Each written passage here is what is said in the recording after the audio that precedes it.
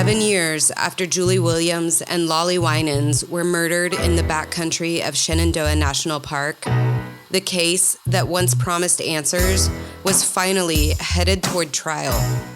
On April 11, 2002, inside the Department of Justice press room in Washington, D.C., reporters lean forward as Attorney General John Ashcroft steps to the podium. Just as the United States will pursue, prosecute, and punish terrorists who attack America out of hatred for what we believe, we will pursue, prosecute, and punish those who attack law-abiding Americans out of hatred for who they are.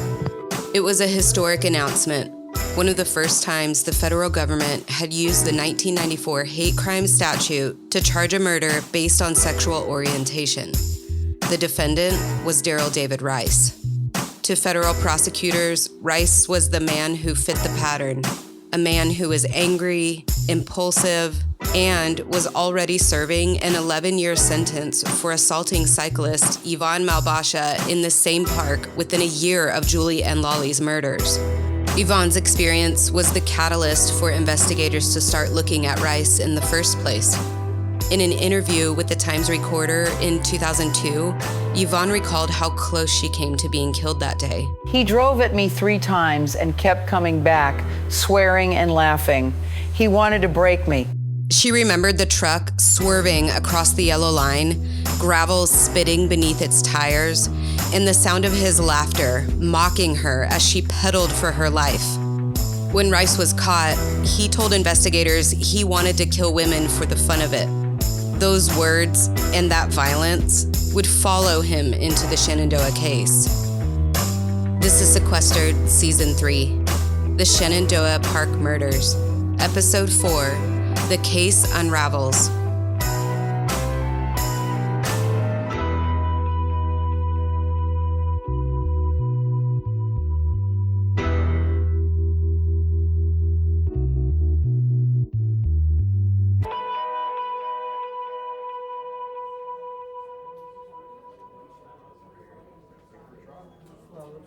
By the spring of 2003, the federal government was preparing to bring Darrell David Rice to trial for the murders of Julie Williams and Lollie Winans. By this point, prosecutors had spent years assembling a circumstantial case built solely on Rice's movements, his violent behavior toward women, and his openly hateful statements. They believed the story wrote itself, a predator who despised women and gay people, and an act of brutality in a national park that once symbolized peace. But before a single juror was ever summoned, the case had already begun to stall. And in the hearings that spring, prosecutors were starting to refine their charges. Originally, Rice was charged on 4 counts of murder, 2 of which were enhanced under federal hate crime statutes that could increase the penalty if prosecutors could prove that the killings were driven by bias against Julie and Lollie's gender or sexual orientation. But when the Justice Department authorized pursuit of the death penalty, those enhancement counts were dropped. A quote from the Martinsville Bulletin, released on May 6, 2003, read, Lawyers agreed to drop 2 of 4 murder counts against Rice that accused him of slaying Williams and Winans because of their perceived gender or sexual orientation. The counts would have allowed prosecutors to seek enhanced penalties if Rice was convicted. But now that the prosecution is seeking the death penalty against Rice, Bondurant said they are no longer needed. Inside the courtroom, Assistant U.S. Attorney Tom Bondurant told the judge he believed Julie had been the object of the attack.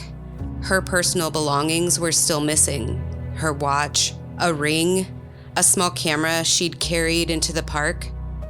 Portions of the hearing were close to the public to protect psychiatric records and other sensitive material. The walls of the Charlottesville courthouse seemed to close in, thick with secrecy and expectation. And when Judge Norman Moon ruled that certain evidence was too prejudicial to release, reporters pushed back hard. A quote from Stan Barnhill, an attorney representing the Roanoke Times, read, "If you close these doors, the public will never know whether justice was served." It was an early sign that transparency and truth weren't always aligned. Behind the scenes, investigators still believed they had their man, though. They retraced Rice's movements through the park, his work routes, the nights he camped near Skyline Drive, and they pointed to the Von Malbasha attack as proof of what he was capable of. In court filings, prosecutors described Rice's patterns as, quote, motivated by hatred of women, end quote.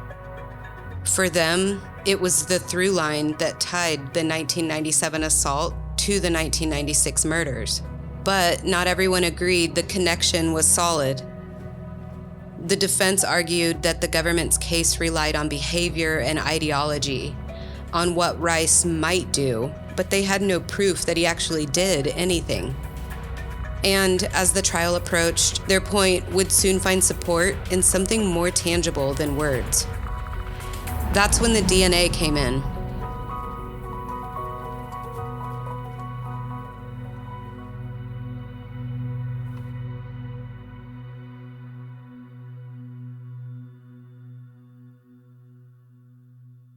It's 2003 in Charlottesville, Virginia.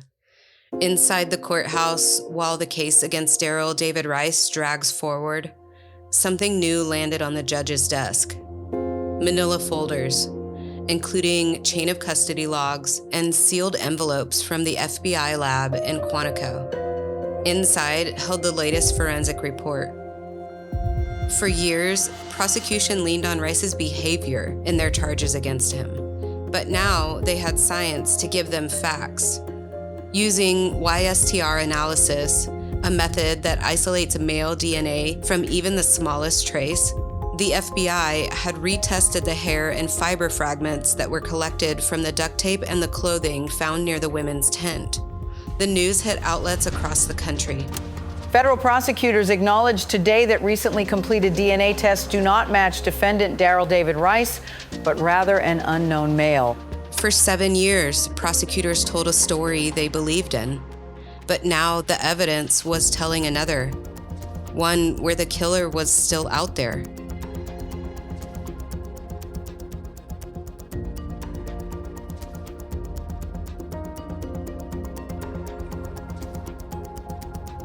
And that was it. With one report, all those years of progress had dissolved. Almost immediately, the hearings started to pile up. Trial dates drifted further away, and behind closed doors, the government scrambled to explain the gap. They claimed that storms had rolled through those mountains that July of '96, washing away what little the killer had left behind, that animals had scattered the fibers, that time had simply swallowed the truth. Assistant U.S. Attorney Tony Giorno told the court, "There are a lot of reasons why there might not be any forensic evidence, weather conditions, the amount of time they were out there." But the defense saw daylight. If the DNA didn't belong to Rice, then whose did it belong to? Then came a new suspect. In an article from the Roanoke Times in October 22 of 2003, it was announced that FBI analysts broadened their review to include possible links to other unsolved crimes in the region. The FBI lab compared the hair to that of Richard Evans, a serial killer linked to the abduction and murder of 3 teenage girls in Virginia in 1996 and 1997. The hair was described as microscopically similar, though no DNA match was made. Richard Mark Evans, a traveling salesman and former Navy man who prowled Virginia's back roads in a tan Ford Taurus, searching for young women who were alone.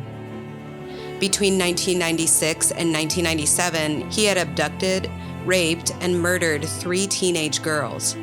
Sophia Silva, age 16, was abducted on September 9, 1996. Taken from a chair on the front porch of her family's home in Spotsylvania County, Virginia. She had been sitting outside doing homework when she disappeared in broad daylight. Her family found her school books and a soft drink beside the chair, but Sophia was gone.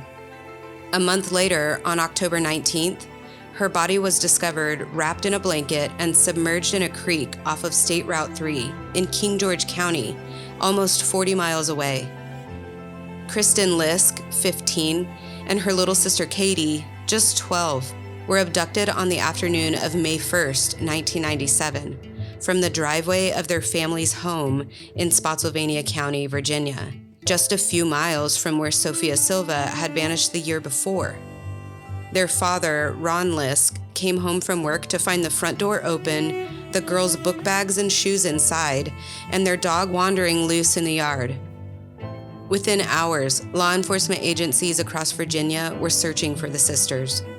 And 5 days later, on May 6th, a fisherman discovered their bodies in the South Anna River near Doswell, Virginia, in Hanover County, another 40 minutes away. Both girls had been bound, and investigators later determined they had been suffocated shortly after their abduction. The case sent shockwaves through central Virginia. The second time in less than a year that teenage girls had vanished from quiet neighborhoods and were later found in water.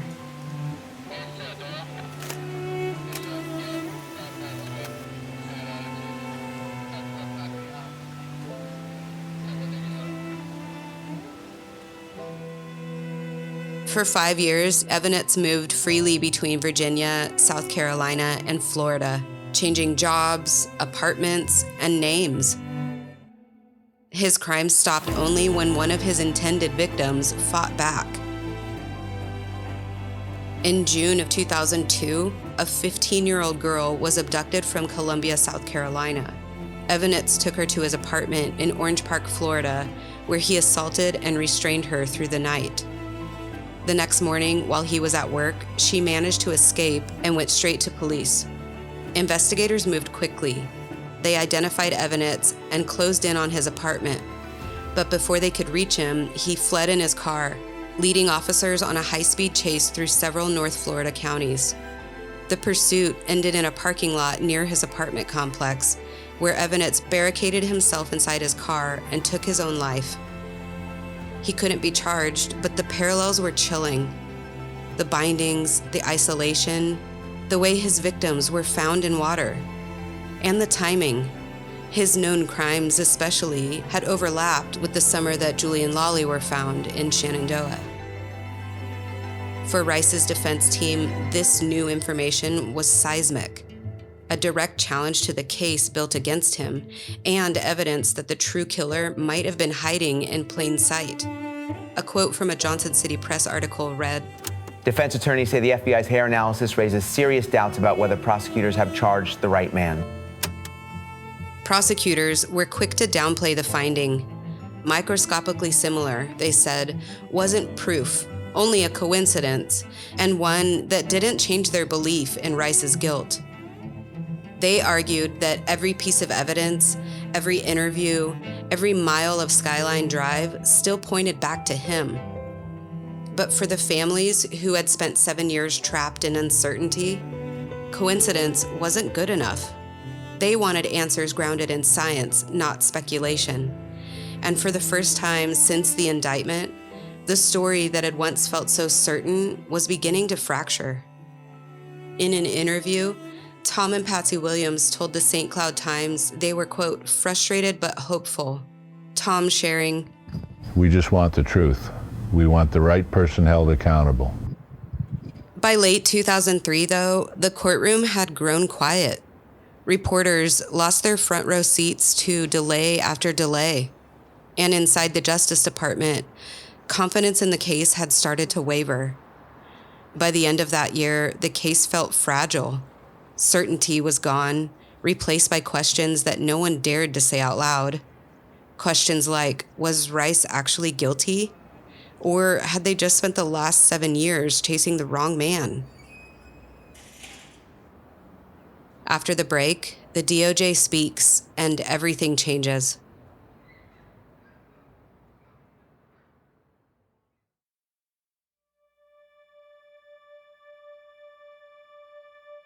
It was February of 2004, nearly 8 years after Julie and Lollie were killed. In Washington, reporters gathered beneath the harsh fluorescent lights of a Department of Justice briefing room, the kind of place where big announcements usually come with flags, cameras, and sound bites. But not this time. This time, there was no podium, no broadcast.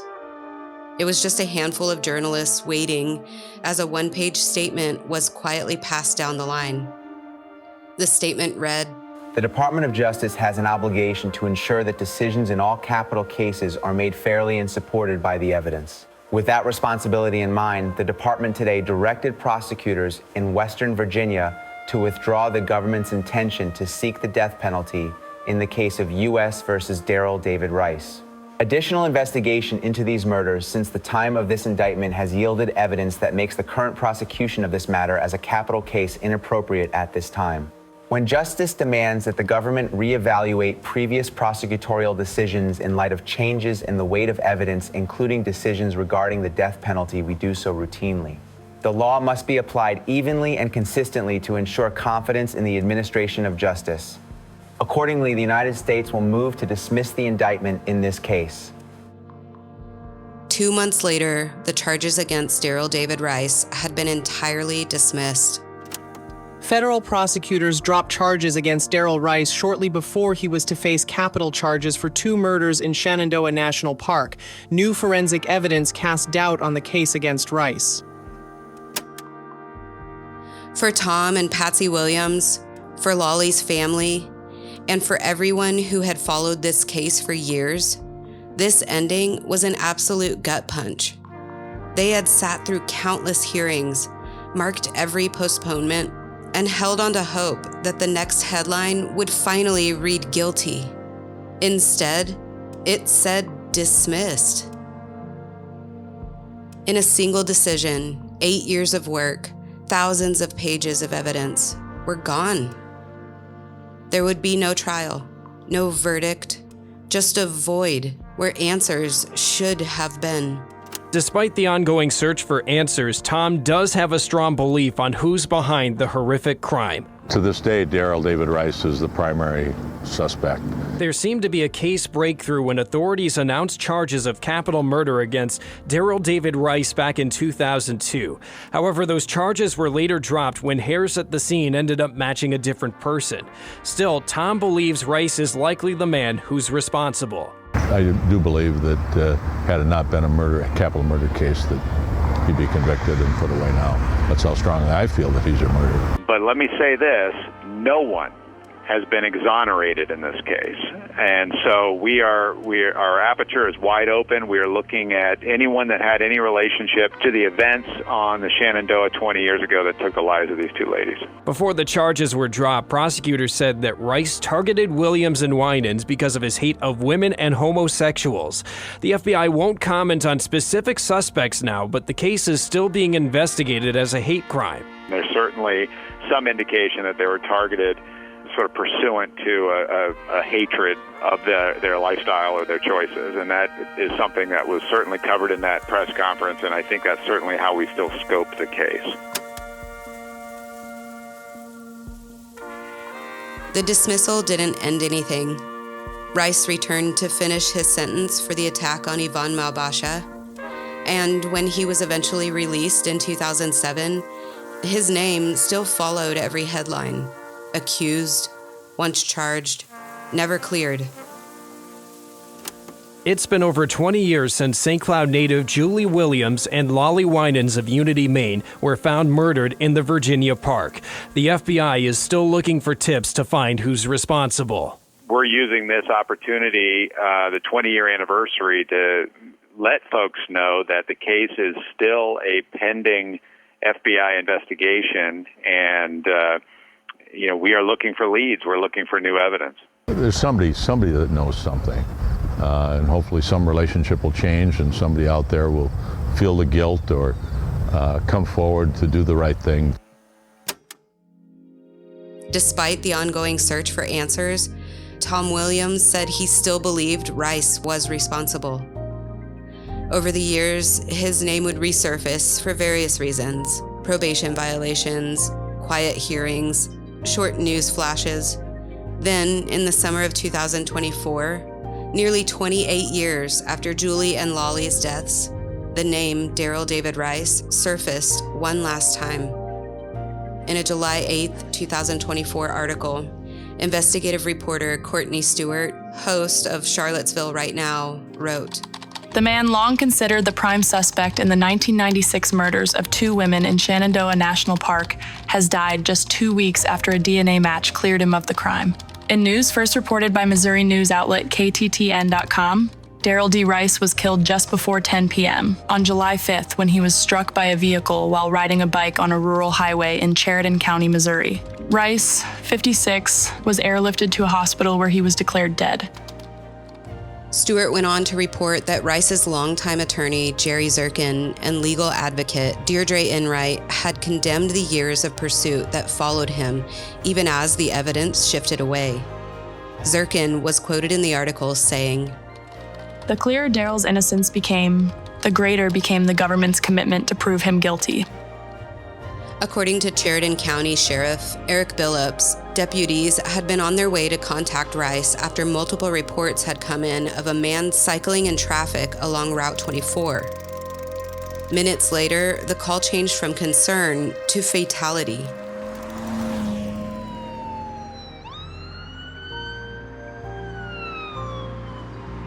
It's a haunting symmetry if you think about it. The man who attacked a woman on her bike in Shenandoah, killed years later while riding on his own, not by rage this time, but by chance.